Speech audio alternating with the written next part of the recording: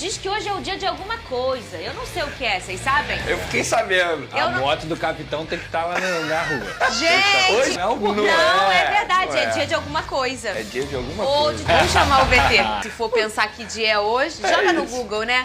E pro pessoal que não joga no Google, na volta a gente conta. Mas, ó, o Flamengo, as apresentações e dos reforços, elas começaram. O primeiro foi o Alexandro. Ele explicou o motivo de vir para o rubro-negro. A reportagem é do Flávio Vinick. Na volta a gente conta que dia é hoje e qual música o DJ Careca escolheu para combinar com o dia de hoje. Rodou. Alexandro já está se sentindo em casa. Depois de 13 anos na Europa, ele decidiu voltar ao Brasil para o clube onde se sentiria mais à vontade. Muitos jogadores já conhecia através da seleção brasileira. Era o clube onde me sentia mais familiarizado, que eu sinto que eu vou me adaptar mais fácil em questão dos jogadores e da comissão técnica. A relação com Tite, que o convocou para a seleção, e a chance de vestir de novo a amarelinha também pesaram na escolha. Sim, a seleção brasileira sempre foi um objetivo meu. Independentemente que eu tenha 33 anos, talvez se eu estiver jogando até os 40, vai estar sempre dentro dos meus objetivos. O fator Tite, para mim, realmente foi muito importante, porque eu sempre me senti muito bem na questão tática que ele coloca em campo. Alexandro não tem data para estrear e controla a ansiedade para jogar no Maracanã. O lateral esquerdo revelou o objetivo dele no Flamengo: ser campeão de tudo esse ano. Isso seria um sonho particular meu. Eu acho que temos totais condições de poder alcançar esses objetivos. Obviamente tem outros grandes clubes também que estão bem nesse momento, porém confiamos em nós, confiamos no nosso grupo e vamos fazer o nosso melhor possível. Com muitos jogadores lesionados, Alexandro se colocou à disposição para jogar onde for preciso. Joguei de volante, joguei de zagueiro, joguei de lateral, já joguei até de atacante na Juventus. Teve alguns jogos. Claro que a lesão do Pedro também foi assunto aqui no Ninho do Urubu. Os dirigentes explicaram como o clube deve se movimentar juridicamente para amenizar o prejuízo de ficar um longo período sem o atacante. A CBF não pode contribuir, num primeiro momento, com a reposição esportiva, né, deixar um jogador com a gente, mas ela pode sim fazer uma reparação financeira. Eu acredito mesmo que a CBF vá se antecipar e, junto com o departamento jurídico do Flamengo, encontrar um valor para repor e dar para o Flamengo. Os dirigentes estudam a possibilidade de contratar um centroavante mesmo fora da janela de transferências. Que a gente só pode contratar agora jogador que não esteja sob contrato, né? Jogador que está livre no mercado.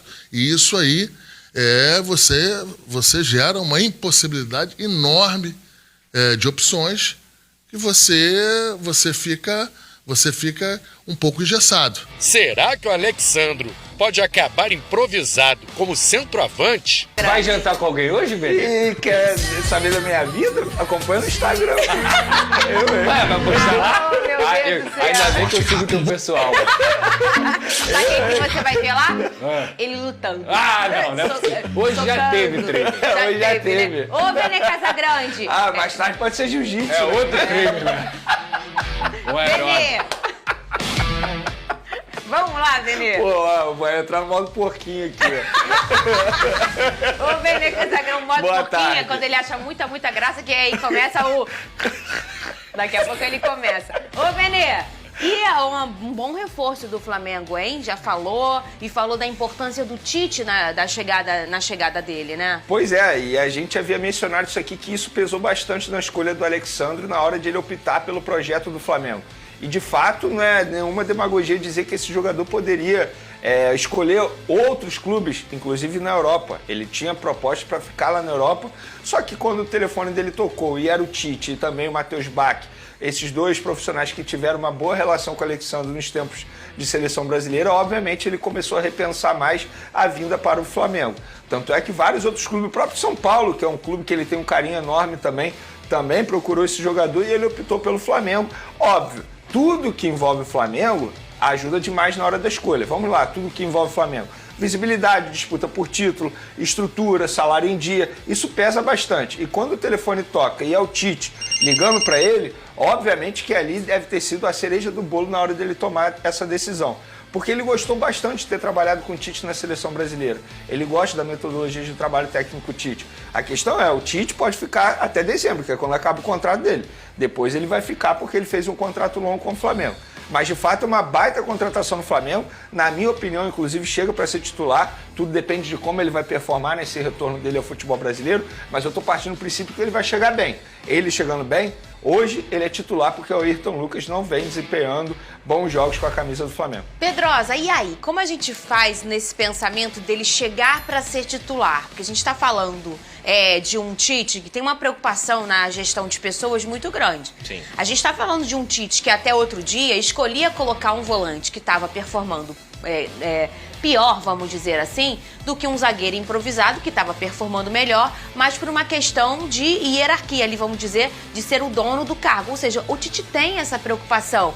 E aí, como será que ele vai conduzir essa situação em relação à titularidade do Alex? Será que ele vai ficar um pouquinho no banco? Boa tarde, Fernanda, Veni, galera de casa. Eu não acredito nisso, Fernanda, sabe por quê? O Tite não só trouxe um baita de um jogador que é o Alexandro, um lateral completo, com anos de Europa, que já fez função ofensiva, defensiva, sabe jogar de volante também, mas ele encontrou também um homem de confiança. O Tite sempre convocava o Alexandro sempre foi um jogador escolhido pelo Tite na seleção brasileira, então quando ele entrar em campo, ele vai entender também exatamente qual é o estilo de jogo que o Tite quer implantar, o que o Tite quer colocar em campo, a orientação de um atleta que tem tanto tempo de Europa e tanto tempo do conhecimento do técnico, isso faz toda a diferença. Isso não é demérito para o Ayrton Lucas, é um momento dele também descansar um pouquinho, é uma temporada longa, ele tem uma característica mais ofensiva e talvez o Tite utilize o Alexandre também para dar um suporte maior nessa parte defensiva. É um baita jogador, é melhor jogador do que o Ayrton Lucas, eu acho que naturalmente ele seria titular em qualquer time do Brasil. Aquela liberação miofascial dói, eles fazem com uma tranquilidade, Eles né? fazem. Gente, eu faço uma vez, eu não quero mais. Ô, Vene Casagrande, eu queria que você atualizasse, a gente vai falar agora da lesão do Pedro, né? Nós falamos muito tempo aqui nesse programa ontem sobre a lesão do Pedro, eu queria que tenha alguma atualização, o Flamengo falou alguma coisa. O Flamengo se pronunciou dizendo que o próximo passo é apenas a marcação do dia para fazer a cirurgia, para poder fazer essa correção do problema que ele teve. E é isso, é a última atualização do Flamengo e de fato não tem mais nada a fazer a não ser torcer para o Pedro durante essa recuperação aí. E como foi a reapresentação do Flamengo? Tem mais gente? Reapresentação, né? Sim, aconteceu ontem. Então, sobre como os outros. foi? Tem mais gente para perto de voltar? O Gabigol e o Léo Pereira. Esses dois aí com certeza vão ficar à disposição pro próximo jogo, que é apenas no dia 12, ou seja, na quinta-feira que vem. Esses com certeza vão ficar à disposição. Arrascaeta e De La Cruz correm contra o tempo para poder ficar à disposição. Só que eu acho que a gente precisa entender o que a comissão técnica vai fazer. Porque os 3 próximos jogos são jogos importantes, sendo que um em cada competição. E chega um determinado momento que não dá para você querer abraçar o mundo. Eu acho que tem que ter um planejamento. Vamos lá, o que a gente vai querer ganhar? Porque a Copa do Brasil, Campeonato Brasileiro, que é um clássico importante contra o Vasco, que vive um bom momento, e depois a Libertadores. Você vai colocar Arrascaeta e De La Cruz para jogar os 3 jogos seguidos? Vai colocar o Gabigol para jogar os 3 jogos seguidos? Aí que entra o planejamento e a decisão. O que nós queremos? Eu acho que desses 3 jogos, talvez o da Copa do Brasil seja o mais tranquilo. E aí eu não forçaria um Arrascaeta e nenhum De La Cruz no jogo contra o Bahia. Até porque o Flamengo está na frente. A gente precisa parar e pensar nisso. O Flamengo saiu na frente nessa briga por uma vaga na próxima fase da Copa do Brasil. Jogo no Maracanã. Eu sentaria, comissão técnica, diretoria, para decidir qual é o nosso planejamento, qual é a nossa prioridade. Essa ideia de que, vamos brigar por tudo, não temos prioridade, isso já mostrou, o próprio Flamengo já mostrou que não vai dar certo. Quem muito quer, nada tem. É melhor sentar, conversar e decidir qual é a prioridade. Na minha visão, a prioridade tem que ser sempre Campeonato Brasileiro e Libertadores. Cara, mas eu acho que esse é o assunto mais delicado no futebol brasileiro há muito tempo, não é de hoje. Só que, por que a gente fala isso? Eu nunca mais me esqueço, uma vez o Djalminha, grande Djalminha, falou pra mim, Fernanda, aqui no Brasil as pessoas têm uma dificuldade, os jogadores, os clubes, de falar assim, não, eu não vou ganhar esse título, eu venho pra brigar pra... de ser sincero, né? Todo jogador que chega em qualquer clube que seja fala, eu venho aqui pra ser campeão. E a gente sabe que muitos não serão. Mas assim, essa dificuldade do torcedor brasileiro de escutar a verdade. E ainda mais assim, que não é nenhuma verdade. No caso do Flamengo, é uma dificuldade mesmo. É porque o torcedor sabe, não dá pra ganhar os 3. Mas ele não quer escutar o Flamengo falar: olha, gente, agora a gente vai priorizar o brasileiro. E aí, como é que faz um negócio desse? É complicado, mas aí eu tenho que pensar no que o torcedor do Flamengo já viu, deixou de ver, das importâncias dos títulos. A Copa do Brasil, o Flamengo, se eu não me engano, tem 3 ou 4? 4 Copas do Brasil. O Campeonato Brasileiro é um campeonato que o Flamengo não conquista desde 2020. Hoje a gente já está em 2024. E é o campeonato de maior prestígio dentro do nosso cenário. E a Libertadores eu não preciso explicar nada para ninguém. Então, no momento que você tem que tomar uma escolha, sem dúvida alguma, eu acho que o Flamengo deveria priorizar o Campeonato Brasileiro, apesar de estar um pouco atrás, ainda tem boas rodadas aí pela frente, e a Libertadores. A Copa do Brasil utiliza o time misto, ainda mais conseguir uma vantagem lá no jogo de ida lá na Arena Fonte Nova. Então eu acho que o Flamengo teria que utilizar sim essa Copa do Brasil para mesclar esse time, para colocar os jogadores mais descansados e preservar os seus principais atletas para o Brasileirão, que é muito importante, e também para a Copa Libertadores. É uma coisa difícil, hein? E a gente sabe que a gente trabalha com futebol, o torcedor fica falando: pô, mas não dá pra ganhar os 3, meu Deus, não priorizou uma coisa. Aí quando mostra que chegou com um time mais alternativo, pô, aquele malucão lá improvisou, ele economizou o pessoal, não sei o quê. É muito complicado, Tem uma frase que é boa. Qual? Quem muito quer, nada tem. Isso eu também acho. É isso. E agora, olha só, a diretoria ela não tem que tomar decisão baseada no que a torcida vai pensar. A diretoria ela tem que tomar a decisão pensando no profissionalismo. Senão você fica de olho em rede social e vê o que a torcida quer e aí você toma essa decisão. A verdade é essa. E qual você acha que deveria ser a decisão do Flamengo? O Pedrosa já deu ali a opinião dele. Ele acha que o brasileiro hoje é o título de maior prestígio no Brasil. E pra você, Veneno? Eu já falei. Eu acho que a prioridade tem que ser sempre Libertadores e Campeonato Brasileiro. Não é o Flamengo. É clube que faz investimento, como o Flamengo faz, como o Botafogo faz, como o Palmeiras faz. Esses clubes têm que priorizar sempre Campeonato Brasileiro e Libertadores. Eu, particularmente, eu sou apaixonado por Campeonato Brasileiro, a verdade é essa, isso pessoalmente falando. E é um campeonato extremamente difícil de ganhar, é muito complicado ganhar. Então, quando você ganha uma competição como essa, você engrandece ainda mais a história do clube. Gente, com todo respeito, a Copa do Brasil foi feita para clubes que não conseguem ou não vão conseguir ganhar o Campeonato Brasileiro nem a Libertadores. A verdade é essa. Muita gente romantiza a Copa do Brasil pelo valor que a Copa do Brasil dá como premiação. Mas Campeonato Brasileiro e Libertadores são as duas principais competições, na minha opinião, no futebol sul-americano. Então o Flamengo tem que sempre priorizar Campeonato Brasileiro e Libertadores. E o Pedrosa mencionou muito bem, o Flamengo não ganha o Campeonato Brasileiro há muito tempo. A verdade é essa. E a última vez que ganhou olhando no celular, torcendo para um outro clube. Eu acho um absurdo isso, o Flamengo, com o investimento que faz. E a forma como o Flamengo vem atuando no Campeonato Brasileiro desse ano, nos últimos jogos, para mim, a sensação que passa é que estão menosprezando a competição, o que é um tremendo de um erro. A verdade é essa. Mas vamos ver qual será a decisão do Tite nesses 3 próximos jogos, e são jogos extremamente importantes. Mesmo não falando quais escolhas a gente vai começar a entender. Sim, é isso. Para falar sobre o Flamengo com 2 assuntos importantes, um relacionado a prazos e outro uma sugestão inusitada.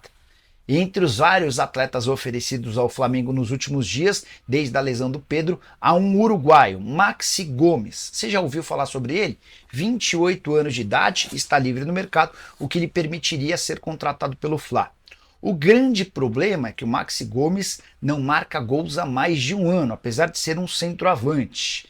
Ele disputou a última temporada pelo Cádiz, 33 partidas na Espanha e nenhum gol marcado. Seu último gol aconteceu em 1º de abril de 2023, enquanto ainda vestia a camisa do Trabzonspor da Turquia. 1 ano e 5 meses sem marcar. Fico imaginando a reação do torcedor do Flamengo se um atleta como esse é contratado para o lugar do Pedro, que é alguém que nasceu para fazer gols.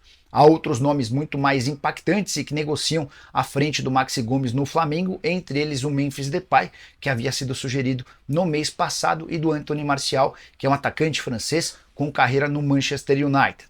Importante contar sobre os prazos. O Flamengo tem pequenos e curtos prazos se quiser contar com esse atleta nas 3 competições que ainda disputa. Mas, Nicola, você vive falando que o prazo para a contratação de atletas desempregados é 20 de setembro, certo? E esse prazo vale para o Campeonato Brasileiro. Então, se contratar esse centroavante até o dia 20, o Flamengo vai poder registrar esse jogador para a disputa da reta final do Campeonato Brasileiro. Mas, na Copa do Brasil e na Libertadores, os prazos são outros. O prazo da Copa do Brasil, inclusive, se encerra na próxima segunda-feira, dia 9. Segunda-feira, dia 9. Se o Flamengo não conseguir registrar um centroavante até o dia 9, não poderá contar com esse atleta nas fases de semifinal e final, isso obviamente se o Flamengo seguir adiante na competição. Na Libertadores o prazo é um pouquinho maior, dia 13 de setembro, na próxima sexta-feira. Então o Flamengo tem até a próxima segunda se quiser registrar esse atleta na Copa do Brasil. Até a próxima sexta-feira se quiser ter esse jogador também na Libertadores da América. E aí, no dia 20, se quiser contar com o atleta apenas no Campeonato Brasileiro, com uma lembrança importante. Para a Libertadores da América, são permitidas apenas 3 trocas para a fase de quartas de final. E o Flamengo já havia contratado 4 jogadores. Já dá para imaginar que o Michael não vai figurar nessa lista de quartas de final. Até porque o Michael está machucado. Mas se esse eventual centroavante chegar, ele teria de disputar uma das 3 vagas restantes com Gonzalo Plata, com também os outros 2, o Alcaraz e o Alexandre. Desses 4, o centroavante e esses 3 outros reforços que eu citei, um deles precisaria ser descartado das quartas de final, ficando à disposição apenas por uma eventual semifinal. E você, o que pensa sobre tudo que eu contei? Já usa o espaço para comentar e avalia? Quero falar agora sobre o Flamengo, que está insistindo na contratação de Anthony Martial, atacante francês de 28 anos de idade, que defendia até 30 de junho o Manchester United. Desde que perdeu Pedro, o Flamengo estabeleceu ou priorizou a contratação do Martial.